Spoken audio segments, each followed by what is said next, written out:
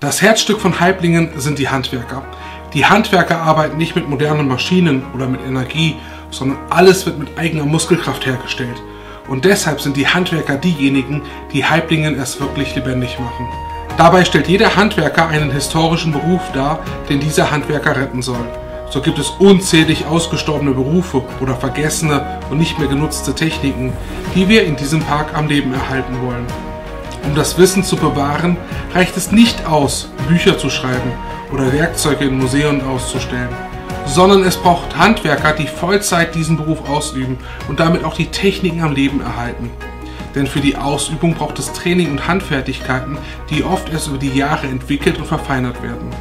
Außerdem stößt ein Handwerker, der diesen Beruf in Vollzeit ausübt, auch erst auf Probleme und muss Lösungen finden, die man sonst mit dem Hobby das nicht herausfinden würde.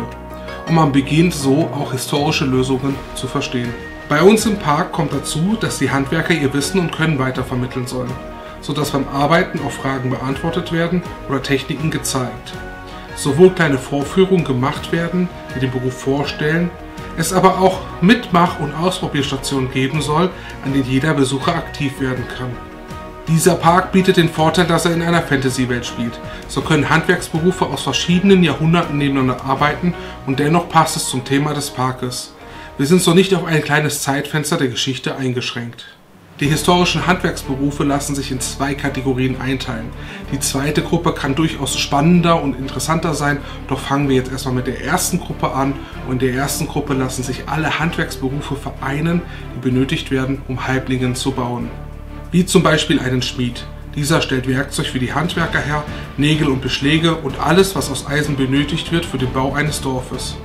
Aber auch andere Berufe wie der Seiler, Mörtelmacher, Steinmetz oder Böttcher sind Berufe, die benötigt werden, damit neue Haiblinghöhlen entstehen. Ganze Berufsgruppen, die mit Holz arbeiten, vom Waldarbeiter über Schreiner bis hin zu Möbelbauern, sind wichtig. Denn Holz ist eines der wichtigsten Rohstoffe, das überall gebraucht wird und einfach zu verarbeiten ist. Von den Balken und den Vertäfelungen der Haiblingsbehausungen über das Geschirr vom Drechsler zum Essen der Mahlzeiten bis hin zum einfachen Feuerholz. Bevor wir jetzt weitergehen zur zweiten Gruppe, möchten wir all jenen danken, die dieses Projekt jetzt schon unterstützen und es somit ermöglichen, immer neue Videos zu produzieren, egal ob ihr über PayPal, Patreon oder Kickstarter dieses Projekt unterstützt. Ihr seid es, die dieses Projekt immer weiter wachsen lasst. Kommen wir jetzt zur zweiten Gruppe von Handwerkern, denn hier hat Haiblingen einen Vorteil im Vergleich zu Győr-Dilló oder Campus Galli. Zwei Projekte, die sehr viel Kraft und Manpower in den Aufbau ihrer großen Steingebäude investieren. So ist der Bau von Haiblinghöhlen einfacher und schneller. Somit können Handwerksberufe gewählt werden, die spannend sind zu erhalten, die aber nicht direkt mit dem Bau einer weiteren Höhle gebraucht werden. Dennoch Berufe, die ansonsten aussterben würden oder schon ausgestorben sind. Wie zum Beispiel ein Butzenmacher, ein Beruf, der offiziell schon ausgestorben ist, oder ein Haderlump- und Papiermacher, der aus Fasern alter Kleidung ein Papier herstellte, das bis heute eine deutlich bessere Qualität hat als all unser modernes, aus Holzfasern hergestelltes Papier. All jene wird man schließlich in den Haiblinghöhlen vorfinden und die werden dort diesen Beruf ausüben und viele weitere Berufe, die es wert sind, gerettet zu werden, deren das alleinige Aufzählen ein eigenes Video wert wäre.